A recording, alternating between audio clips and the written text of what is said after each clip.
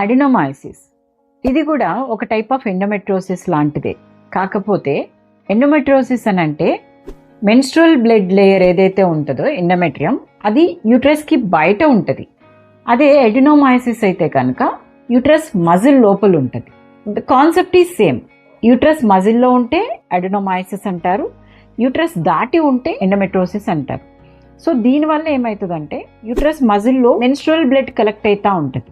Every time menstruation వచ్చినప్పుడు period blood బయటకి ఎట్లాగైతే రావడానికి ట్రై చేస్తుందో ఈ మెన్స్ట్రువల్ బ్లడ్ కూడా యూట్రస్ మజిల్ నుంచి బయటికి రావడానికి ట్రై చేస్తూ ఉంటుంది. దీనివల్ల రిజల్ట్స్ ఏమవుతాయంటే యూట్రస్ విపరీతమైన థిక్నెస్ పెరిగిపోతూ ఉంటుంది, అంటే బల్కీ యూట్రస్ అయిపోతూ ఉంటుంది. సో ఆబ్వియస్గా ఎంత థిక్నెస్ అయితే పెరుగుతుంది, ఎంత బ్లడ్ అందులో కలెక్ట్ అవుతుంది అన్న దాన్ని బట్టి విపరీతమైన పెయిన్, చాలా చాలా సివియర్ పెయిన్ ఉంటుంది మెన్స్ట్రుయేషన్ వచ్చినప్పుడంతా. అట్ ద సేమ్ టైం కొంచెం ప్రీ పీరియడ్ కొంచెం పోస్ట్ పీరియడ్ కూడా పెయిన్ విపరీతంగా ఉంటుంది. అడినోమైసిస్ ఎంత ఎక్కువ ఉంటే అంత ఇన్ఫర్టిలిటీ ఛాన్సెస్ కూడా ఉండొచ్చు. ఎందుకంటే మనకి లోపల బేబీ ఫామ్ అయినప్పుడు ఇంప్లాంటేషన్ యూట్రస్ లోపల అతుక్కోవటానికి మంచి బెడ్ కావాలి. మొక్కను వేసేటప్పుడు మంచిగా సాయిల్ చూస్తాం కదా, సేమ్ అన్నమాట. ఎంబ్రియో కూడా ఎక్కడైతే బ్లడ్ సప్లై బాగుంటుంది, ఎక్కడైతే అతుక్కుంటే బాగుంటుంది అన్నది వెతుక్కుంటుంది.